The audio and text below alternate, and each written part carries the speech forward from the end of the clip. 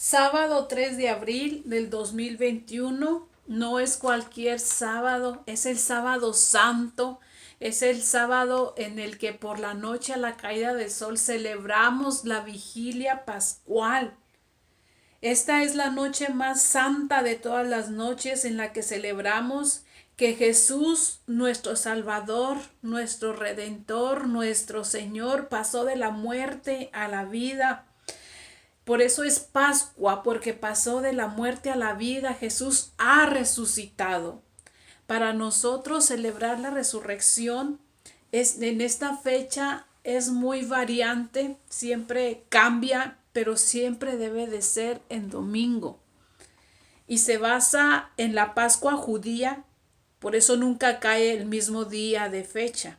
El 14 del mes de Nisan, que es el primer día del calendario lunar judío, corresponde con la primera luna llena de primavera. Pero como Jesús resucitó en domingo, por eso nosotros celebramos la Pascua cristiana el primer domingo de la primera luna llena de primavera. Esa es la fecha formal para nosotros.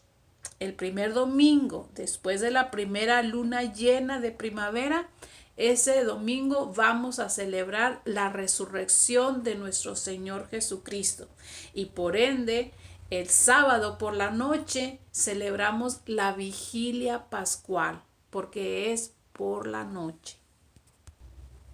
Pero durante el día de este sábado, y todavía estamos de luto por el dolor de haber perdido a nuestro Señor Jesucristo.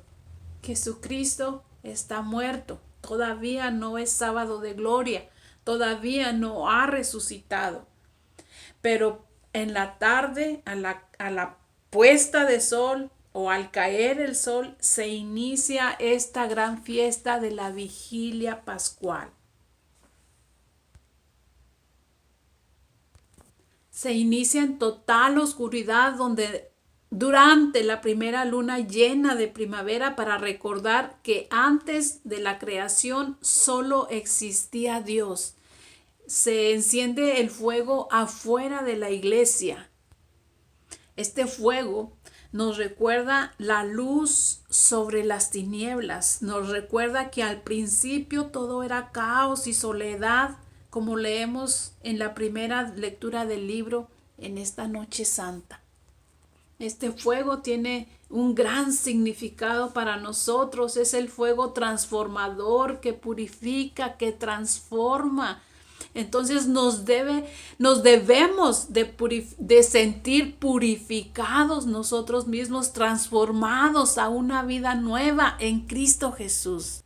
Y de este mismo fuego se enciende el cirio pascual, en donde el sacerdote hace una bonita oración sobre este cirio que simboliza a Cristo Jesús, luz del mundo.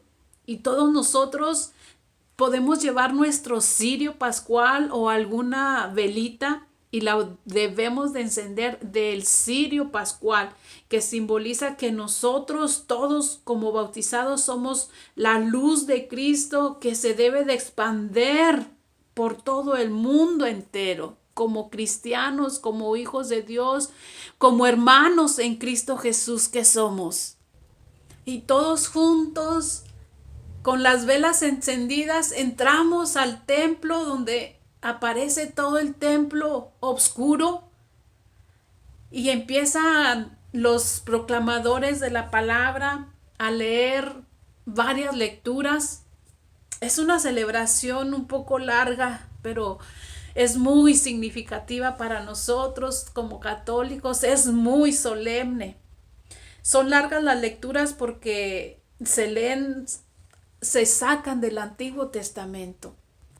Y bueno, antes de esta liturgia de la palabra, se canta ese pregón pascual, donde nos relata a través de este canto lo que estamos celebrando precisamente. Para mí es como si fuera la historia del plan de la salvación de Dios para nosotros, para ti y para mí.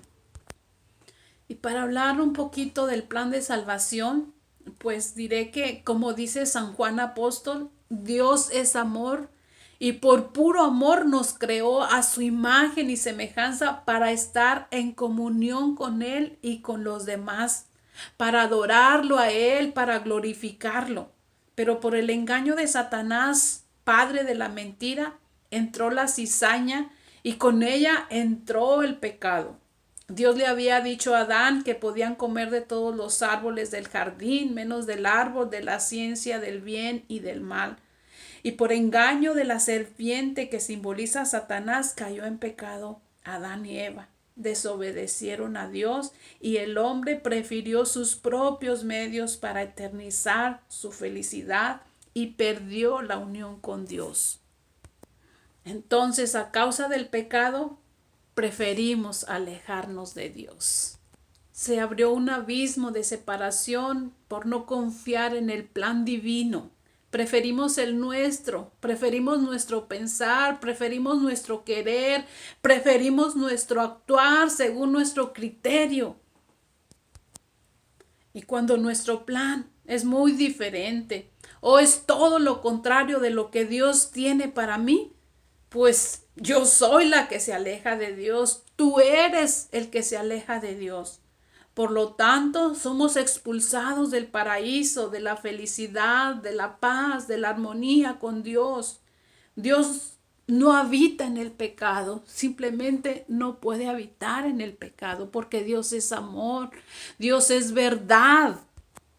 Y como dice en Romanos 6, la consecuencia lógica de alejarse de la fuente de la vida es todo tipo de muerte, la cual no es venganza de Dios por haber desobedecido, sino que es el fruto del pecado que nosotros mismos nos ganamos. Es, por ejemplo, cuando nosotros le decimos a un niño, no metas la mano en esa agua porque está caliente y te puedes quemar. Y el niño mete la mano y se quema porque no obedeció las palabras que nosotros le decimos. Bueno, pues desde entonces el hombre anda errante, buscando a tientas el regreso al paraíso perdido, lejos de Dios y con una deuda externa que no es capaz por sí solo de pagar, esclavo del pecado y dominado por su cuerpo que irremediablemente le conduce a la muerte. Y es entonces cuando viene el protoevangelio, así lo conocemos nosotros como cristianos católicos. Entonces, Dios, rico en amor, quiere que todos los hombres se salven y lleguen al conocimiento de la verdad. Prometió un redentor, un descendiente de la mujer aplastaría definitivamente la cabeza de la serpiente, y esa serpiente simboliza a Satanás precisamente. Bueno, nosotros como cristianos ahora en este nuevo pacto sabemos que esa mujer es nuestra Madre Santísima y su descendiente es nuestro Señor Jesucristo, que aplastaría definitivamente la cabeza de Satanás, y por eso Jesús tuvo que morir para beneficio nuestro, para darnos vida, para resucitarnos. Pero el orden de cumplir esta promesa o este plan de salvación que Dios tiene para cada uno de nosotros o para todo su pueblo, pues Dios escogió a un hombre que se llama Abraham. Abraham tuvo un hijo que se llamó, tuvo un hijo Isaac que le puso Jacob, y a Jacob Dios le cambió el nombre y le llamó Israel. Israel tuvo 12 hijos a los cuales se les conoce como las 12 tribus de Israel, porque también tuvieron sus descendientes, sus hijos, sus nietos, etc.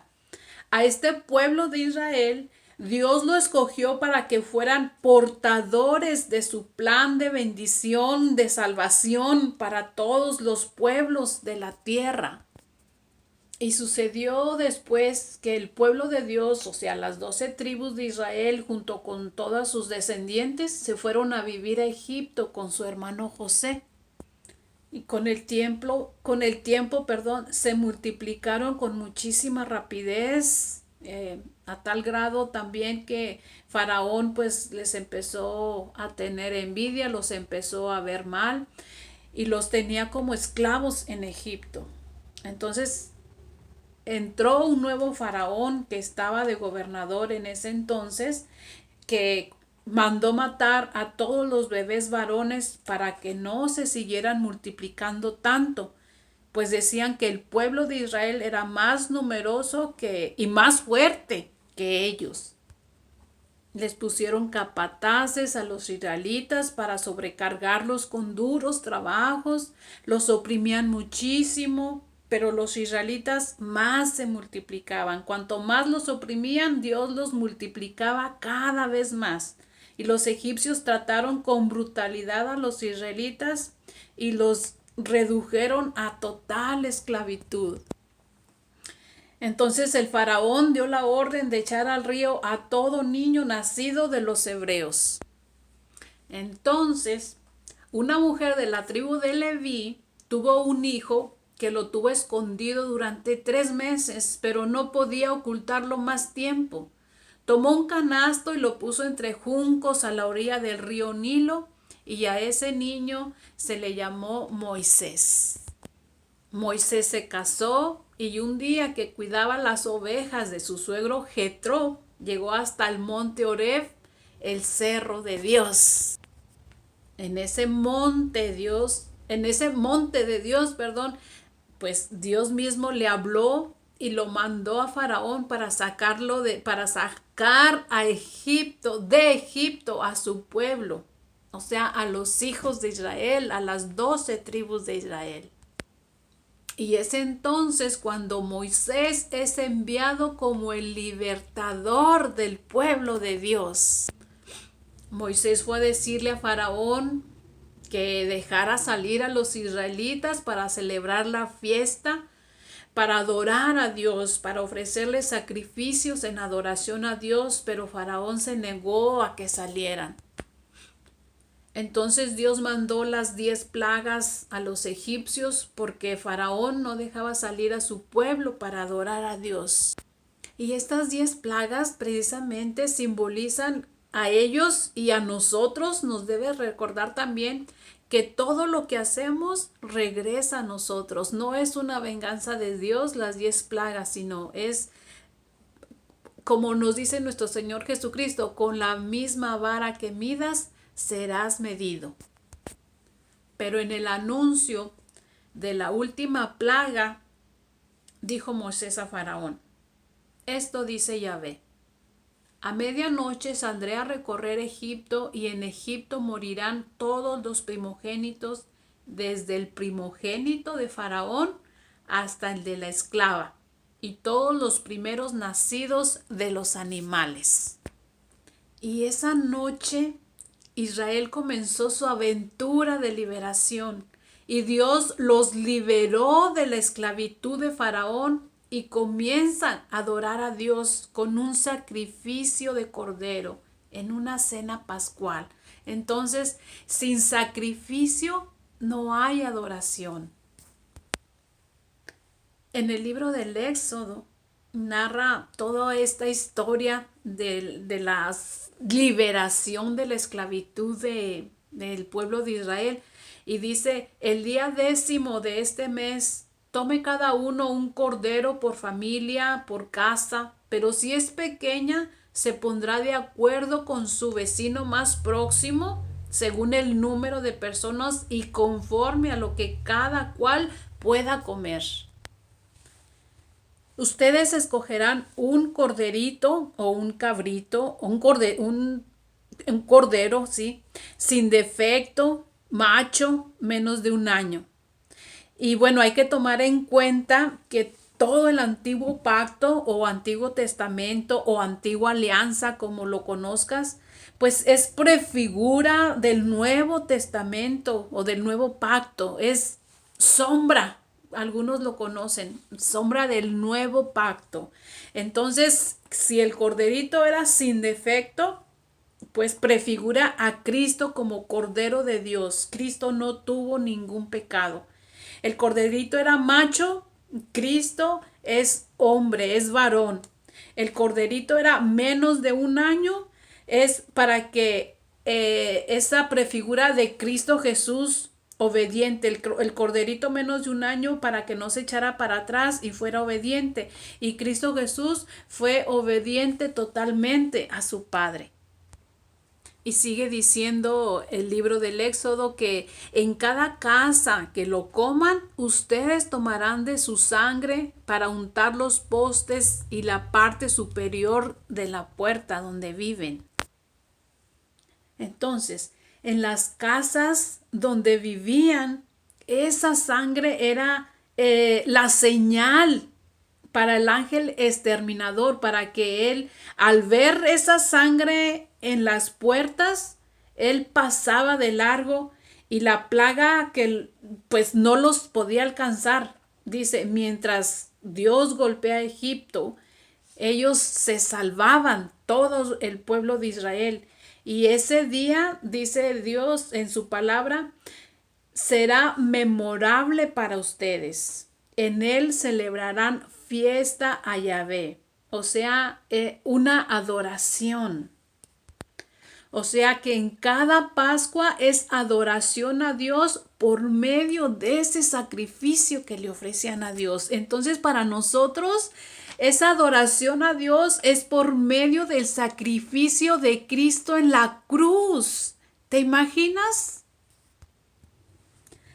Si para el pueblo de Israel era una fiesta perpetua, era la fiesta, la gran fiesta de Pascua, era el corazón de Israel. Y eso era prefigura del nuevo pacto. Nosotros estamos en el nuevo pacto. Ahora nosotros, esa gran fiesta es la Eucaristía, porque siempre da cumplimiento en la Eucaristía. Todos los sacrificios del Antiguo Testamento que están en Levítico se desembocan en la Eucaristía, que es la nueva alianza. Entonces la Pascua para ellos era algo grandioso, porque para ellos es salir de la esclavitud para ser libres y adorar a su Dios. Entonces, ¿te imaginas para nosotros celebrar la Pascua de la resurrección de nuestro Señor Jesucristo? Si tú ya te sientes libre del pecado, libre en el amor que Dios nos da para no caer más en el pecado, pues para nosotros debe de ser con más alegría y más gozo celebrar esta vigilia pascual y mañana, día de la resurrección de nuestro Señor Jesucristo, y todos estos días, la octava de Pascua es como celebrar un solo día de Pascua.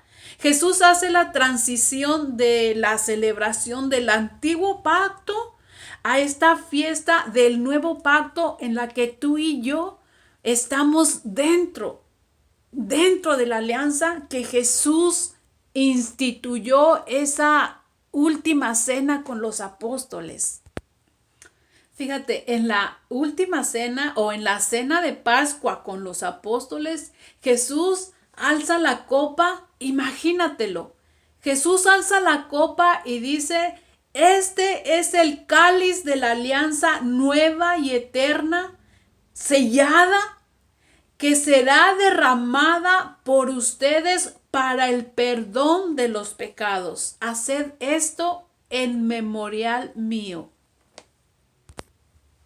Y memorial en griego es anánesis, es algo sacrificial. Era un sacrificio para que Dios se acordara que Él tenía un pacto con el pueblo, para que Dios se acordara.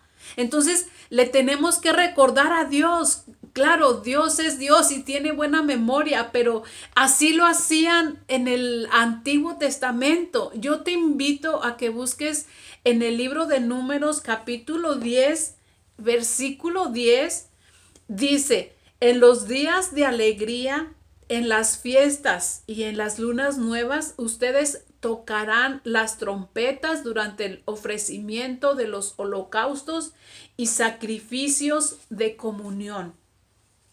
Así harán que Dios se acuerde de ustedes. Yo soy Yahvé, Dios de ustedes. Aquí mismo dice, para que Dios se acuerde de ustedes. Entonces, pues Jesús le da a la cena pascual judía, la que estaba celebrando con sus apóstoles, le da ese sentido sacrificial. Y cuando dice, haced esto, cuando dice haced, pues es una orden para sus apóstoles. Y pues asimismo los apóstoles pasaron esa orden por la imposición de manos en sucesión apostólica, así se llama, y que se pasa a cada uno de sus seguidores, los sucesores apostólicos, que nosotros ahora conocemos como los obispos. Y los obispos les imponen las manos a sus ayudantes, que nosotros conocemos como sacerdotes, para también ministrar este gran misterio que es la cena pascual cristiana, que lo conocemos ahora como la Santa Misa, como la Eucaristía. Lo conocemos también como el sacrificio de Cristo de manera incruenta, o sea, sin sangre, sin derramamiento de sangre, como lo hizo en la cruz, que derramó su sangre por nosotros. Por eso la Pascua judía siempre apunta a un cordero, que es el centro de la Pascua. Y la Pascua cristiana pues siempre nos va a apuntar al Cordero de Dios, a Jesucristo nuestro Señor, que dio su vida, derramó su sangre por nosotros para comerlo. Así como ellos tenían que comer ese cordero, nosotros debemos de comer el Cordero de Dios.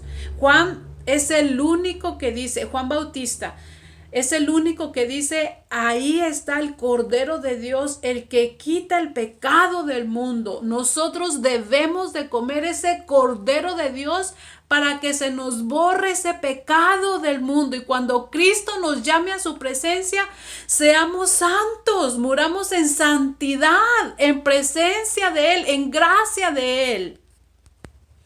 ¿Te das cuenta lo que hizo Juan el Bautista?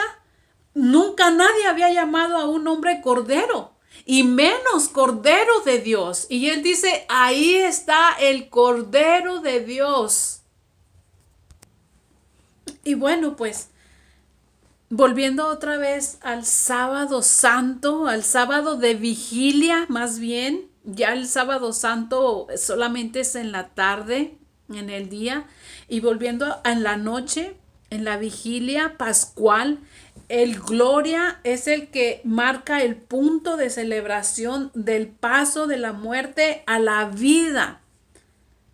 Si te fijas, durante toda la Cuaresma no cantamos el Gloria en la Eucaristía, pero en esta noche santa se canta con todas las campanas, con todo el entusiasmo, con toda la alegría. Y después se lee la epístola tomada del Nuevo Pacto, del Nuevo Testamento. Después se canta el aleluya, que es un aleluya muy alegre. Se proclama el Evangelio. Y después siguen las promesas bautismales para renovar nuestro bautismo, para renovar nuestra fe en la gran asamblea de Dios, donde renunciamos al pecado, y al hacer nuestra profesión de fe nos debe recordar nuestra propia resurrección del paso de la muerte, del pecado, a la vida en Cristo Jesús. Y es precisamente lo que estamos celebrando hoy en este sábado santo. Después sigue la parte eucarística, que empieza con las ofrendas, donde ofrecemos todos juntos como pueblo de Dios el pan y el vino, para que el sacerdote, por la invocación del Espíritu Santo y con el poder del Espíritu Santo, se conviertan, se pasen a ser el cuerpo y la sangre de nuestro Señor Jesucristo, que allí mismo se llama comunión. Y por eso nosotros comemos el cuerpo y la sangre de Cristo, porque estamos viviendo esa resurrección, porque Jesucristo es la resurrección, Jesucristo es la vida, y Él dice, el que coma mi carne y beba mi sangre, vive de vida eterna, y yo lo resucitaré en el último día. Entonces, toda esta liturgia es una celebración de la vigilia pascual. Es un poco larga, pero es muy solemne.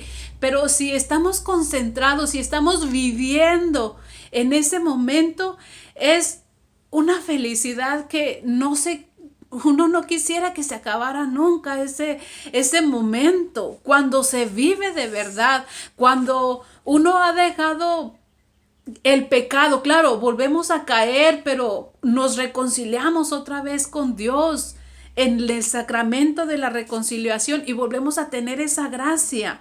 Pero la Eucaristía es esta noche santa, es la Pascua de la nueva alianza hasta que Jesús vuelva en su gloria.